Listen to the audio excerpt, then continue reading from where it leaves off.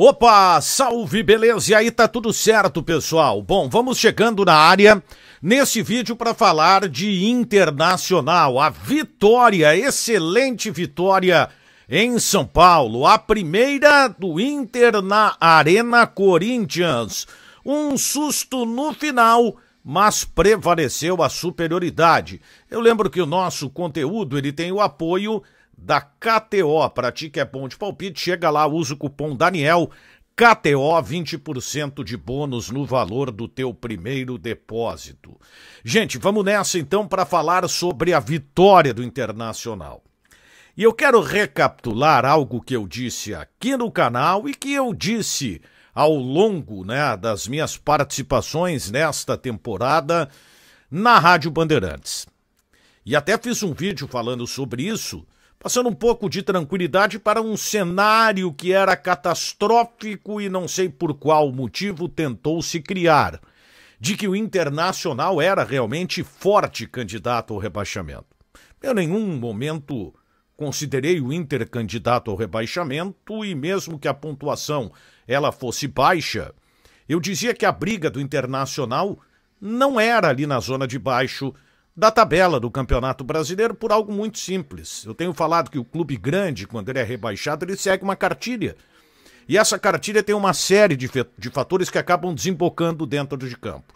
É problema de relacionamento, é salário atrasado, é uma relação entre os jogadores que não é boa, ou comissão técnica, ou direção, ambiente sem comando. E eu não via isso no Inter. Eu dizia, olha, fiquem tranquilos porque o Inter não segue a cartilha. Eu ficaria muito surpreso se o Inter de fato fosse rebaixado, porque eu não via essa capacidade no Inter.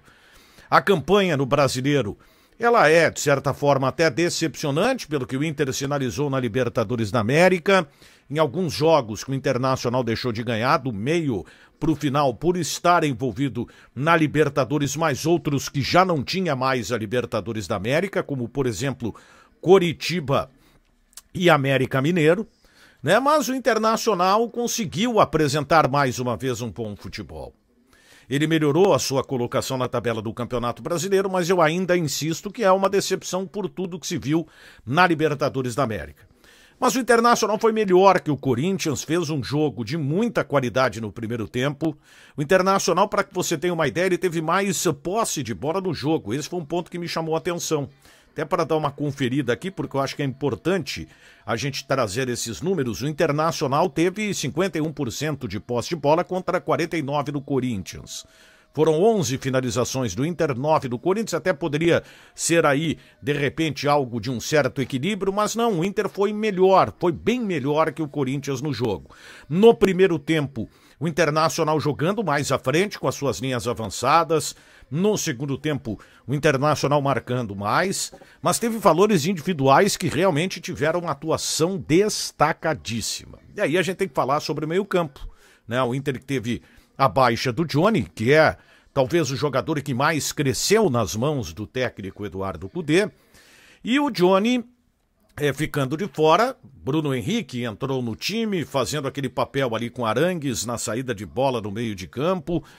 Qualidade, inclusive, nesta saída de bola. Achei que o Bruno Henrique fez uma boa partida, muito boa, diria, e gostei demais, portanto, não só do Bruno Henrique, mas da formação de meio-campo do Internacional. O Arangues foi muito bem, o Bruno Henrique eu já falei, Alan Patrick fez um jogo muito bom, ele já fez melhores partidas com a camisa do Internacional, mas igual, ele fez um jogo muito bom, e o Maurício foi um jogador que chamou demais a atenção. Aliás, quem vier assumir o Internacional agora terá uma árdua tarefa, porque a tendência é que o Inter negocie o Maurício, e o Johnny, a gente sabe, já está praticamente negociado com o Real Betis. Ir ao mercado para trazer esses dois jogadores. Isso acaba sendo aí talvez a grande missão de quem assumir a gestão do Internacional nos próximos anos, ou a continuidade de Alessandro Barcelos ou a presença de Roberto Melo, porque são jogadores que cresceram muito no Internacional. Maurício amadureceu demais como jogador, não é de agora, fez uma partida com muita personalidade.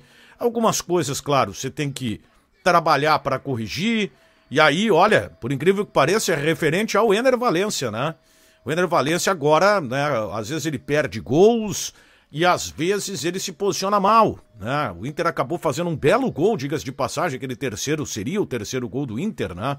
Mais uma vez um gol de combinação de jogada do Ener Valencia de forma muito inteligente, entrando na área, batendo com qualidade para fazer o gol, mas ele estava um pouco à frente em relação à linha de zaga. Mas isso aí é trabalho, é correção, enfim, não é algo que preocupe pro futuro, mas sinalizou nesse jogo de hoje, porque teve um outro lance também que ele entrou na área pela direita ali no primeiro tempo, o Cássio até defendeu, seria um gol perdido, mas o Ener Valencia também estava em impedimento. Mas o Ener também fez um bom jogo, o Wanderson também, um jogador que nessas últimas partidas aí vem crescendo, vem sendo uma peça importante, e o Internacional assim, ele sinaliza com boas perspectivas para a próxima temporada. Ele vai precisar de mais qualidade, evidentemente. E aí algumas posições. O Inter que acabou tomando um susto no final do jogo, num lance em que o Rocher fez uma defesa numa falha do René. Primeiro começou na jogada pela direita, né? Que, puxa vida, né? Bustos e Gabriel perderam a bola praticamente ali a 1 centímetro da linha de fundo. E aí, na bola alçada na área, ela passa por toda a defesa do Internacional, o René não pula e quase que sai o gol do Corinthians, não fosse o desvio, né, do jogador do Corinthians ali e a grande defesa do goleiro Rocher. Foi um susto que não traduziu o que produziu o Corinthians ao longo da partida, mas esse é o jogo do Corinthians, né, de jogar a bola na área, de pressionar o adversário dessa forma. Enfim, mas o Inter sinaliza com coisas bem importantes para a próxima temporada, né? A continuidade ela é fundamental e eu não estou falando especificamente de gestão, eu estou falando em relação ao que o Inter tem de alguns jogadores no grupo, mas também com muita necessidade de mudança. O Inter vai ter que qualificar ainda mais o seu grupo de jogadores, vai ter que buscar um outro centroavante. Eu particularmente, né, eu considero Campanharo, Rômulo, insuficientes para o Internacional, mas, né, daqui a pouco pode ser que o Inter ali não esteja priorizando.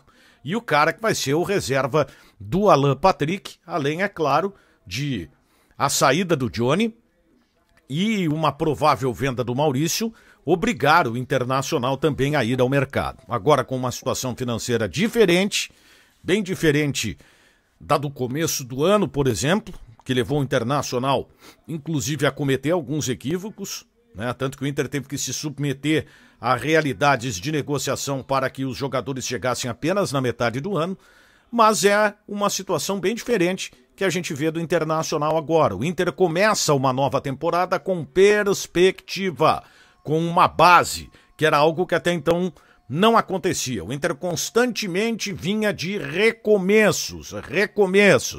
Claro que os resultados não vieram e isso pesa bastante.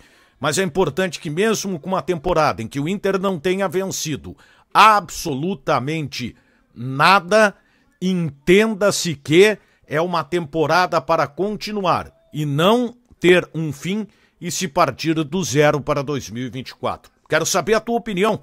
Deixa teu comentário aqui embaixo, dá o like, te inscreve no canal, ativa as notificações e fui!